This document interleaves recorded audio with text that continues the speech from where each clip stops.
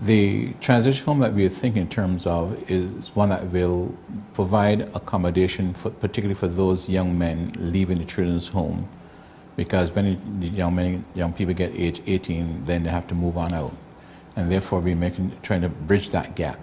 So to provide, one, we provide accommodation, and two, we seek to find employment for them. And three, we try to make sure that we teach them skills for life so they're able to fit in society and also make a positive contribution in society. And at the same time, doing that, that means that it will help to reduce some measure of crime. The challenge we face too is some of our properties that need upgrading, and again, not sufficient funds to really do that. There are so many more organizations now that are vying for the same charity dollar, and therefore the contribution becomes less and less, and that poses a challenge to us. The Salvation Army enjoys bringing these various services to our community, but it's at a cost. For the Josephine Shaw House, and also Getty's Grant Women's Hospice, $650 a month. That $650 includes water, electricity, all the expenses for workers and so on. So it's a small fee. And also the senior citizen, their pay is just $1,500 a month, and that includes meals and all the other amenities that goes along with it. The income we get from these particular institutions is not enough to cover the costs of maintaining these programs. So there's where we ask the general public for their support. This is why you will see us mostly at Christmas time, because when the public is most generous. So it's make it very easy for the residents, because the idea is to make affordable accommodation. The additional funds comes in from the general public to assist us in those areas.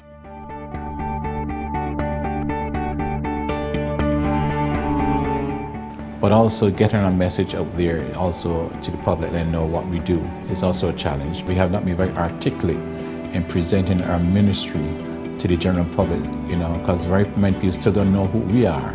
I really never appreciated the significance of these kettles until I started my work as the mayor of Port of Spain. I would give to those kettles religiously, but I never fully understood the depth of the work of the Salvation Army until I became the mayor of Port of Spain, and I regret not knowing about that much sooner. I believe that is the challenge that confronts most of Trinidad and Tobago. People don't know those who are doing good work in our society. The number of persons who volunteer their time to stand on the kettles is a very difficult task. Some are based throughout the high-low food chain. Excellent stores, Trinidad City Mall. We have also in San Fernando, Sangre Grande, Tunapuna, and also in Tobago. To get things, the army can't put out all that money. They don't have it, so they have to beg.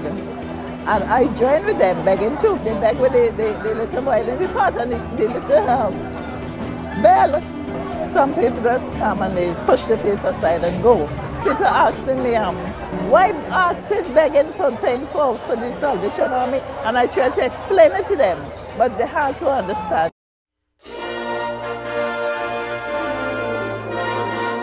Well, I think to show the depth of our ministry, just this weekend we had our food hamper distribution. And I was pleasantly surprised yesterday with one gentleman who came in. He was not supposed to be a part of the program, but he came, he received a hamper. And he was here with me in tears, just in gratitude for what he received, because he had absolutely nothing to give his family. And that made a lot of difference to him. So, though we take it for granted, sometimes persons see it differently. So we are glad that we're making a difference in the lives of individuals.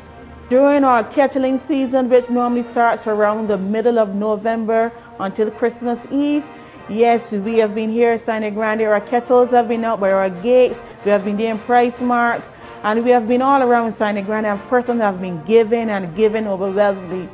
Right, you sit there, and the pot hang up there, and each person come down from the grocery, the little change, the little extra change, they push it in the pot. And some people, they feel happy to give, and I feel happy also to receive it, because I know they're not receiving it for themselves, they're receiving it for all the people who is in need. And I'm feeling happy that I do something that others could enjoy. The collection from those kettles help provide the food hampers we see here today. During this week, we have provided 25 families with parcels over in Cedras, and also we have some persons coming in on Monday from Gasparilla. Last year we reached just over 4,000, so each year we try to increase about 100 or so, probably 4,500 families this year. We started in Trinidad in 1891 when the Salvation Army commenced work here as well. So it's an annual thing for us, and it really benefits the poorer people of our society, helping them realize that people care for them, that they're important, they are valuable, and that they are not forgotten. But some of this fund is used also during the year for disaster programs and other social services programs we offer in the Salvation Army. Years ago, the Salvation Army was feared in a number of different countries because we are very biblically sound, and when we go to house, and that is where it is, a person-to-person evangelism, a house-to-house evangelism. Those are things that used to keep us, get us going before, which we have fallen down badly in those years. And unless we get those going, we will not grow as fast as we can. But we are still here, we're still moving on, we're still growing. As a matter of fact, in the past year, we've added another 35 members and hoping that at least another 50 next year or so will be added on. So we're right now on a membership drive to increase our numbers so we can be more effective. Members from the different area of society have become involved in Salvation Army ministry, and we have put them together on a board called the Advisory Board. We have lawyers, we have doctors, we have educators, we have accountants, different business persons from within the society who become a part of our advisory board to advise us. And any person who have a sense of compassion for persons and want to express their service in a way that the Salvation Army operates, they can be a part of the advisory board. So you must have a social conscience, and therefore you must be willing to give some time to really express that willingness. But the beauty of it all, that we get to live and see other countries, other cultures, and be part of that.